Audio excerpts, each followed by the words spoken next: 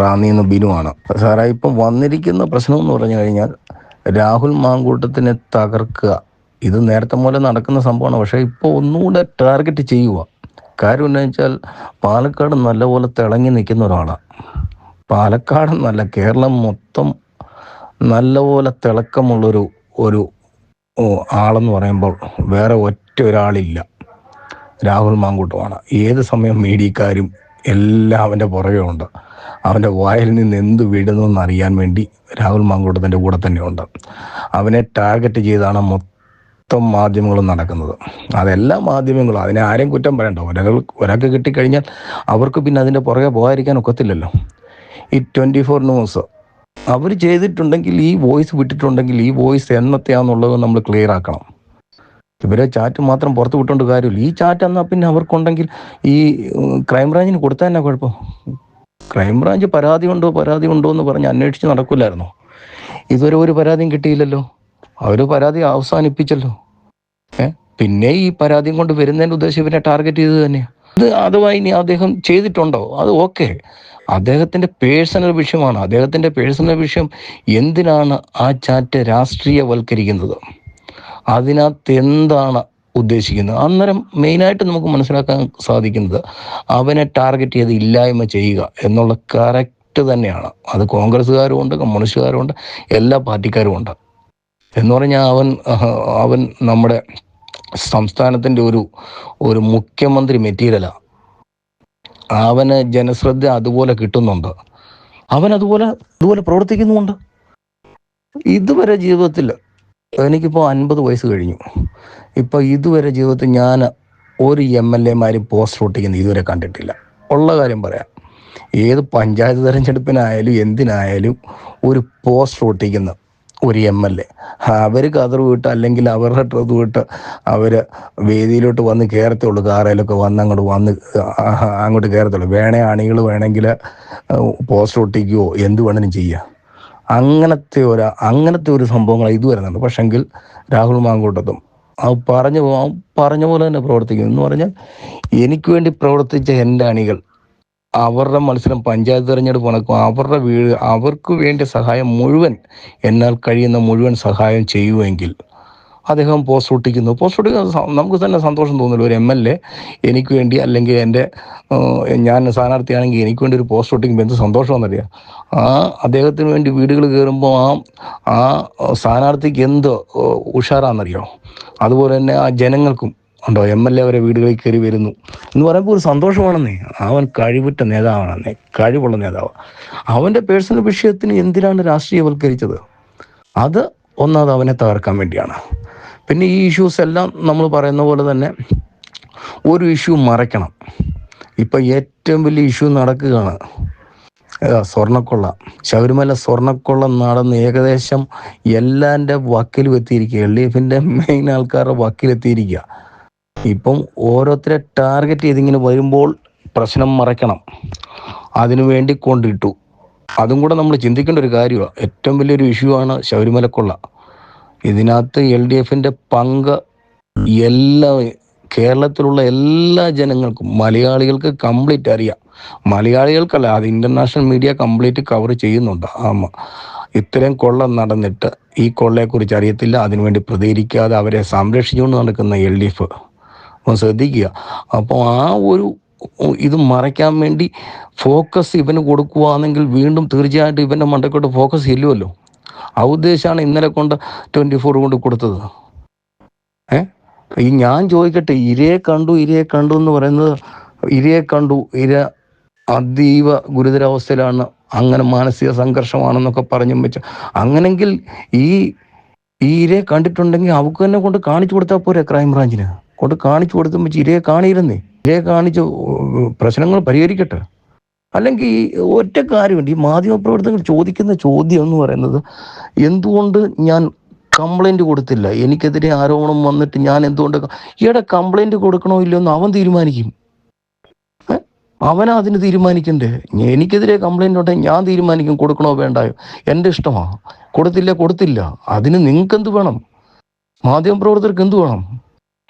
അതിനവൻ കറക്റ്റായിട്ടുള്ള മറുപടി അല്ല പറഞ്ഞത്. എന്തിനും നല്ല കറക്റ്റായിട്ടുള്ള ആൻസബിളായിട്ടുള്ള മറുപടി, അതെല്ലാവർക്കും ഗ്രഹിക്കത്തക്ക രീതിയിലുള്ള മറുപടിയാണ് കൊടുത്തിരിക്കുന്നത്. അപ്പോൾ കറക്റ്റായിട്ട് ചെയ്യേണ്ട ഒരു കാര്യം ഇവന്മാർ ചെയ്യേണ്ടത്, സത്യം പറഞ്ഞ ചോദ്യം നിർത്തി ഇവന്മാർക്ക് അടി കൊടുക്കണ്ടേ, മാധ്യമപ്രവർത്തകർക്ക് കറക്റ്റായിട്ട് അടി കൊടുക്കണ്ടേ, വേറെ വല്ലവരൊന്നും തിരിച്ച് അടി കൊടുത്തേനെ. പക്ഷേ സംഭവങ്ങളൊക്കെ കറക്റ്റായിട്ട് കലങ്ങി തെളിഞ്ഞ് തന്നെ വരും. ഇപ്പോൾ ഇലക്ഷൻ്റെ നല്ല മൂപ്പ് നിൽക്കും, അന്നേരം ഒരു ടാർഗറ്റ് ഇട്ട് കൊടുത്തു കഴിഞ്ഞാൽ വീണ്ടും അതിൻ്റെ പുറകെ ആളി കത്തിച്ചോളുമല്ലോ, അതിന് കുറേ റേറ്റിംഗ് കൂട്ടുമല്ലോ എന്നോർത്ത് നിൽക്കുക. ഇപ്പം തന്നെ കണ്ടില്ലേ, ഇവനെ ടാർഗറ്റ് ചെയ്ത എല്ലാവർക്കും പണി വാങ്ങിച്ച് കിട്ടിയില്ലേ, ഒരാളല്ല എല്ലാവർക്കും പണി വാങ്ങിച്ച് കിട്ടിയില്ലേ. എവിടുന്ന് തുടങ്ങിയോ, തുടക്കം മുതൽ എവിടുന്നുണ്ടോ അവർക്കെല്ലാം പണി കിട്ടിയില്ലേ. രാഹുലിനെതിരെ കംപ്ലൈൻറ്റ് പറഞ്ഞ് അവനെ അവമാനിച്ചവർക്കെല്ലാം പണി തുടങ്ങിയില്ലേ. പണി തുടങ്ങി ഏറ്റവും കൂടുതൽ പണി കിട്ടിയ റിപ്പോർട്ടർ ചാനലൊക്കെ ഇപ്പം അവതാളത്തിലായില്ലേ. അപ്പോൾ അരുൺകുമാറിനും ഒക്കെ മൊട്ടയ്ക്കൊക്കെ ഭയങ്കര പണിയല്ലേ കിട്ടുന്നത്. അപ്പോൾ ഇവനെ ടാർഗറ്റ് ചെയ്ത എല്ലാവർക്കും പണി കിട്ടുന്നുണ്ട്, അത് പണി കിട്ടിക്കൊണ്ടിരിക്കും.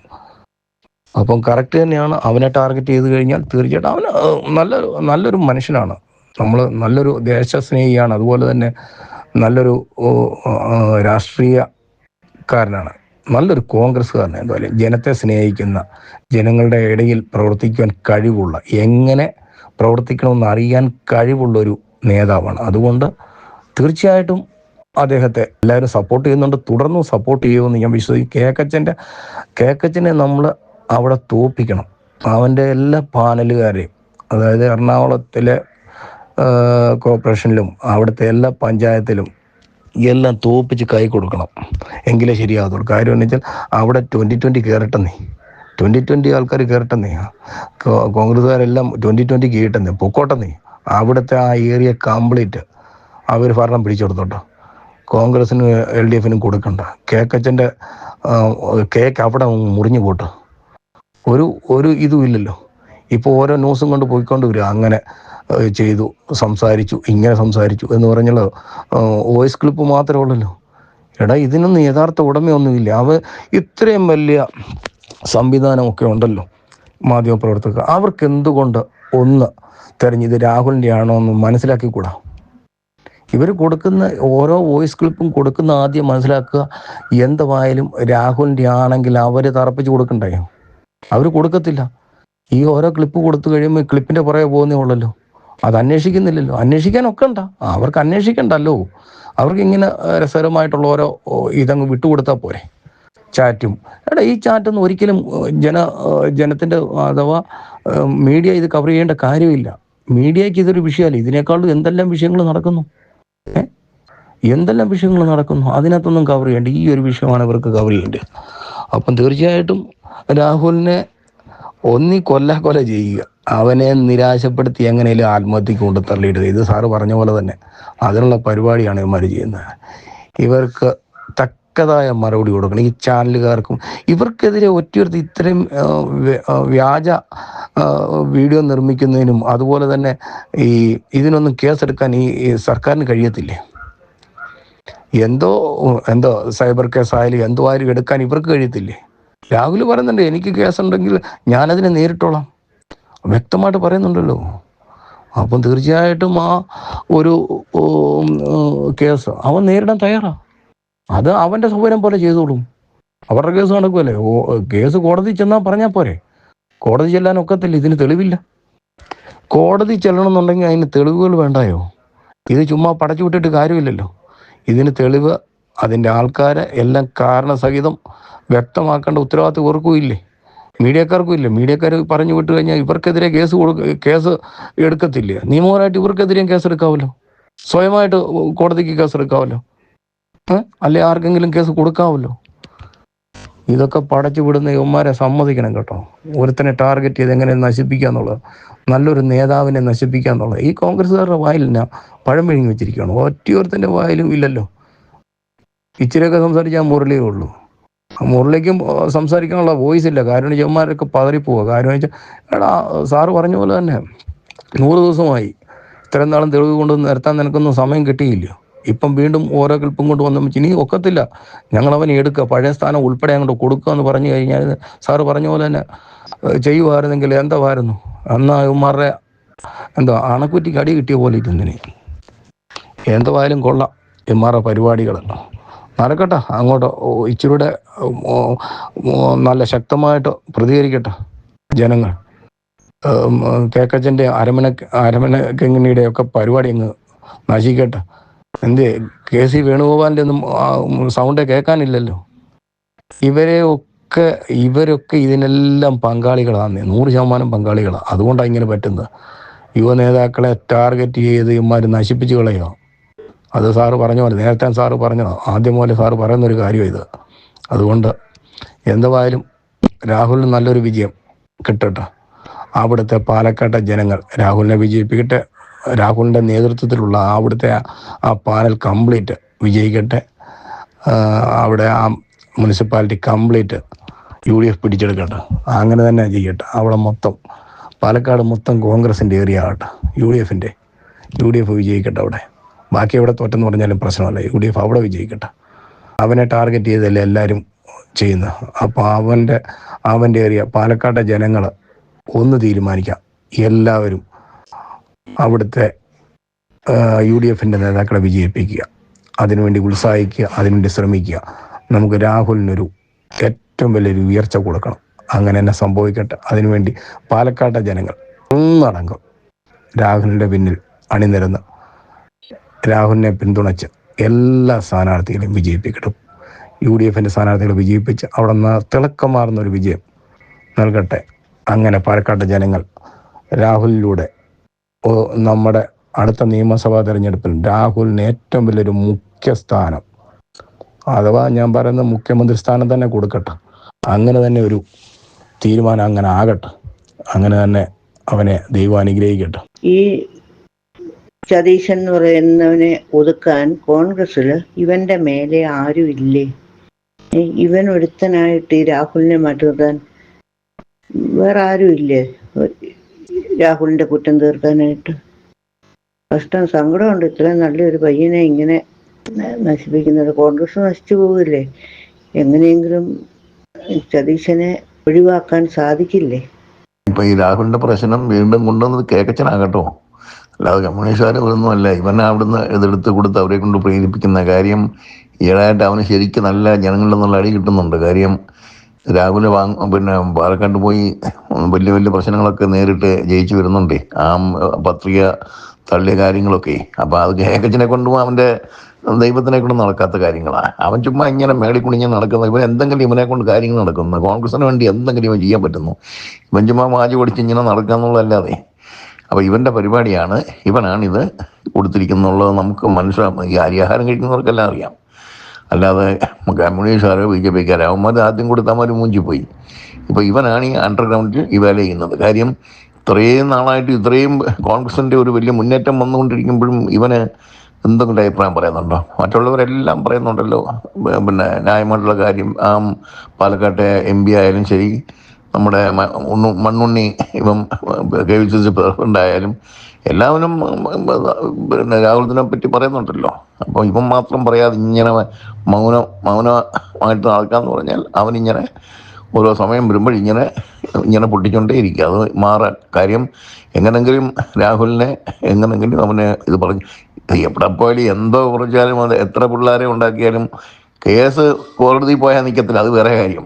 ഏതാ ഇതിനേക്കാളിലും വലിയ വലിയ കേസുകൾ നമ്മുടെ ബഹുമാനപ്പെട്ട ഉമ്മൻചാണ്ടിയുടെ മേലെ വന്നിട്ട് എല്ലാം മൂഞ്ചി പിരിഞ്ഞില്ലേ. അപ്പം ഇത് പറഞ്ഞ പോലെ ഇത് കോടതി പോയി കഴിഞ്ഞാൽ പിന്നെ കുറച്ചാൾ ആക്ഷേപിക്കാം, വേറെ വഴിയൊന്നുമില്ലല്ലോ. മനെ കൊണ്ട് നടക്കുന്ന അതല്ലേ, പെട്ടി കുറയ്ച്ച പടി ഉറക്കുമോ? ഈ നായ്ക്കൾ കിടന്ന് ഇങ്ങനെ പറയാമെന്നുള്ളൂ. ഇവനേ ഉള്ളൂ, ഇവൻ്റെ പത്തിക്ക് അടി കിട്ടണം, പത്തിക്ക്, അല്ലാതെ വേറെയും മേടിക്കാൻ പറ്റില്ല. തല മുങ്ങരുത്, എങ്ങനെ കിട്ടിയെങ്കിലേ ഇവൻ ശരിയാകത്തുള്ളൂ. ഇവനെ അടുത്ത പ്രാവശ്യം MLA ആയിട്ട് വന്നെങ്കിലല്ലേ ഉള്ളു മൂക്കുന്നത്. അന്ന് ആ രാഹുലിൻ്റെ തനി നിറം കാണാൻ പോകുന്നത്. ഇവൻ MLA ആയിട്ട് തോറ്റ് നടക്കുമ്പോഴായിരിക്കും രാഹുലിൻ്റെ ഇത് കാണാൻ പോകുന്നത്. അന്ന് രാഹുൽ ഇവനെ ഇട്ട് ശരിക്ക് വറക്കും, അല്ലെങ്കിൽ നോക്കിക്കോ. അങ്ങനത്തെ ഒരു കേക്കച്ചനാണ്. ഇപ്പോഴേ നമ്മളൊരു 3 മാസമായിട്ട് ഇപ്പോൾ ഈ രാഹുൽ മാങ്കൂട്ടത്തിനെതിരെയുള്ള കേസ് ക്രൈംബ്രാഞ്ച് ഒരു IPS ഉദ്യോഗസ്ഥയുടെ നേതൃത്വത്തിൽ ഗർഭം പരാതിയുണ്ടോ എന്നും പറഞ്ഞെല്ലാം നടന്ന്, അപ്പോഴൊന്നും ഈ വന്ന ശബ്ദരേഖയിലുള്ള ലേഡിയെ കണ്ടില്ല. ഇപ്പം എവിടുന്ന് വന്നു ഇവക്ക് ഇപ്പം എവിടുന്നാ ഗർഭം വന്നത്? അപ്പം ഇതൊക്കെ ഈ നാട്ടിൽ നടക്കും. ഈ നാട്ടിൽ എന്താ നടക്കുന്നത്? ഇതിനൊന്നും ചോദിക്കാനും പറയാനും ആരുമില്ല. എന്തുപോലെ ഒരു MLA കുറിച്ച് ഇത്രയും തോന്നിവാസങ്ങൾ പറഞ്ഞിട്ടും ഇതിനെതിരെ പ്രതികരിക്കാൻ ഈ കോൺഗ്രസിന്റെ ഒരുത്തം പോലും ഇല്ലെന്ന് പറഞ്ഞാൽ എന്തോ ഇത്? എന്താ അതപ്പതിച്ചു പോയത്? എങ്ങനെ ഈ യുവജനങ്ങൾ കേരളത്തിൽ നിൽക്കുന്നത്? കഷ്ടം തന്നെ. ഇത് കേൾക്കുമ്പോൾ തന്നെ നമുക്കൂടെ ഒരു വല്ലായ്മ. ഇത് 3 മാസം ക്രൈംബ്രാഞ്ച് IPS ഉദ്യോഗസ്ഥ ലേഡീസിനെ വരെ വെച്ച് അങ്ങനെ ബാംഗ്ലൂരിൽ പോയി വരെ ഗർഭം കണ്ടുപിടിക്കാൻ പോയി.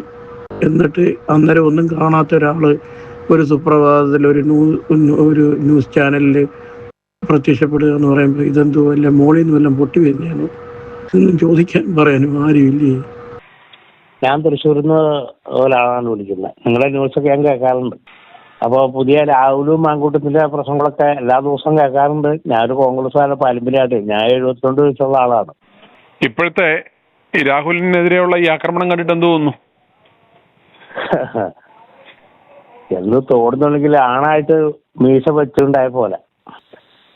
ഇപ്പൊ ഞാൻ പറയട്ടെ, നമ്മുടെ പാർട്ടിയിലുള്ള ആള് പറഞ്ഞ സതീശനും കാര്യങ്ങളൊക്കെ ശരി, പ്രതിപക്ഷ നേതാവാണ്. ഇയാളൊരു MLA അല്ലേ? ഇയാളൊരു ആണല്ലേ? എല്ലാവർക്കും അധികാരമാണെന്നുള്ളത് അല്ലെങ്കിൽ വിളിച്ച് ചോദിച്ചോളൂ എന്താ നേതാക്കൾ. അധികം സതീശ താരം ആവശ്യമില്ലാത്ത കാര്യം പറഞ്ഞ് നേരിട്ട് ചങ്കുണ്ടോ 2 വർത്തമാനം പറഞ്ഞപ്പോൾ ആൾ പൊടി പോലും ഉണ്ടാവില്ല. ഒരു MLA പുറകിൽ ആൾക്കാരുണ്ടാവും. അപ്പൊ ഇവർക്കെല്ലാം അതിൻ്റെ വീക്ക്നസ് ഉണ്ടാവും. ഞങ്ങൾ മനസ്സിലാക്കാൻ അങ്ങനെയാണ്. ഈ നമ്മുടെ ഞാനും താങ്കളും ഉൾപ്പെടുന്ന ജനങ്ങളുടെ നീതിപ്പടം കൊണ്ടാണ് ഈ കളിക്കണതൊക്കെ. അല്ലാണ്ട് ഒരു പാർട്ടി ഫണ്ട് കൊണ്ടല്ല ഒരു കാര്യം ചെയ്യണം. ഇവൻ തന്നെ പറഞ്ഞിട്ടുണ്ടല്ലോ, ഞങ്ങൾ ഇതുപോലെ വല്ലവന്റെയൊക്കെ പൈസ കരിമണൽ കർത്തയുടെയും മറ്റവന്റെയൊക്കെ മേടിച്ചാൽ തിന്നുന്നേ, ഞങ്ങളുടെ പറമ്പിലെ തേങ്ങ ഇടുന്ന കാശ് കൊണ്ട് രാഷ്ട്രീയം കളിക്കാൻ പറ്റുമോ എന്ന് ഇവൻ ചോദിച്ചിട്ടുണ്ടല്ലോ കൃത്യമായിട്ട്. അല്ല, ഇങ്ങനെ ഇതിന് നമ്മളിപ്പോ രാഹുലിന്റെ കൂടെ നമ്മൾ നിൽക്കുന്ന അവിടെ ആളെ വിളിച്ച് കേൾക്കട്ടെ, കേക്കറ്റിനും കൂക്കറ്റിനും പ്രതിപക്ഷം അതൊക്കെ പോട്ടെ. നമ്മുടെ മാനം ചോദിച്ചപ്പോ ഇയാൾക്ക് ആണാണ് കരുതെന്ന് പറഞ്ഞാൽ വലിയ നീ ആവശ്യം ആണുങ്ങളെ തിരിച്ചറിയെന്ന് പറഞ്ഞാൽ ഏതൊരു മരുമുണ്ടൂല്ല എന്ന് പറഞ്ഞാൽ മുണ്ടില്ല. എല്ലാവർക്കും അതിൻ്റെതായുള്ള കുറവുകളുണ്ടാവും. നമ്മുടെ രീതിപ്പഴം കൊണ്ട് ഒരേ ജമ്മികളായിട്ടുള്ള ആൾക്കാരെ കൂടെ ഉള്ളൂ. പണ്ട് ഗാന്ധിജി ഈ അടിച്ചപ്പോൾ ഇവിടെ കൊടുത്തെന്നും പറഞ്ഞ് നടന്ന ഇവിടുത്തെ നേതാക്കന്മാർ കോൺഗ്രസ് നേതാക്കന്മാർ ഇവര് പ്രതിപക്ഷം ശബരിമലയില് ഇതുപോലെ കൊള്ളയടിച്ച് ഇവരെവിടെയായിരുന്നു?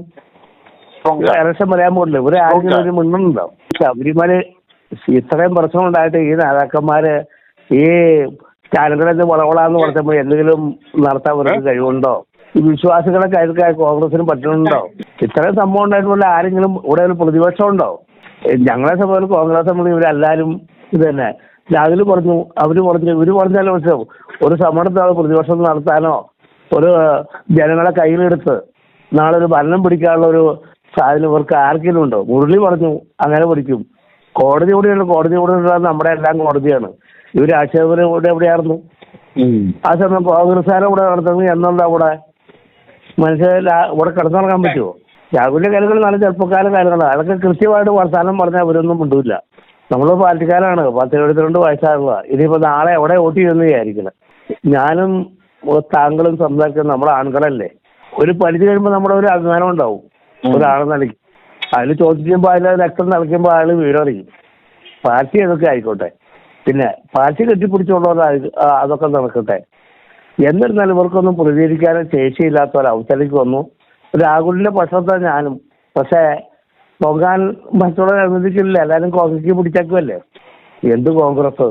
അവര് ആമ്പിള്ളേര് ലക്ഷങ്ങളും കോടിയും കടത്ത് നമ്മളെ കഷ്ടപ്പെട്ട് ജീവിക്കാനുള്ള അവസരക്ക് എടുത്തു. എന്നാലും തങ്ങളെ തന്നോടായിട്ട് ഒരു ന്യൂസിലേക്ക് ഞാൻ അഭിനന്ദിക്കുന്നു. i2i News, an eye for truth. i2i News subscribe ചെയ്തിട്ടില്ലാത്തവർ ഇപ്പോൾ തന്നെ സബ്സ്ക്രൈബ് ചെയ്യുക. നോട്ടിഫിക്കേഷൻ ലഭിക്കുവാൻ ബെൽ ബട്ടണും അമർത്തുക.